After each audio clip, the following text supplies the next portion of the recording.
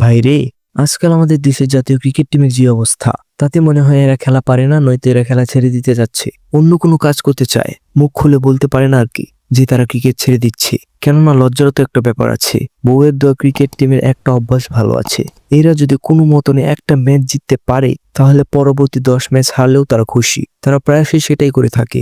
চিন্তা করেন ভাই বিষয়টা, তোদের এত এত টাকা দিয়ে দেশের মানুষের ইমোশন নিয়ে খেলা করার জন্য তৈরি করা হচ্ছে।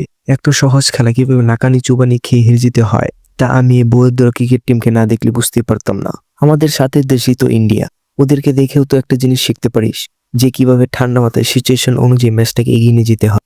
ইন্ডিয়া যেই জায়গায় পুরো টুর্নামেন্ট বা পুরো সিরিজ সবকটি ম্যাচ জয়ের চিন্তা করে, তোরা এতটা না পারলে হেরে যা, কিন্তু মান সম্মানটা অন্তত বজায় রাখ। হারারও তো একটা জাতভেদ থাকে নাকি? কিন্তু তোরা যে অবস্থানে হারিস, একটা দুধের বাচ্চাও তোদেরকে গালি দিলে তোরা কিছু বলতে পারবি না। খেলা পারো না, আবার স্ট্যাটাস তো দারুণ দারুণ লিখে ফেলাও। মোট কথা, তোরা যে ম্যাচটা ভুলবশত জিতে যাস, ওই ম্যাচে হয়তো বিপক্ষ দল খারাপ খেলে, নয়তো চান্স দেয় তোদেরকে। তাছাড়া 50 বছর হিমালয়ে গিয়ে তপস্যা করলো একটি ম্যাচ তোরা দেশের জন্য উপহার দিতে পারবি না।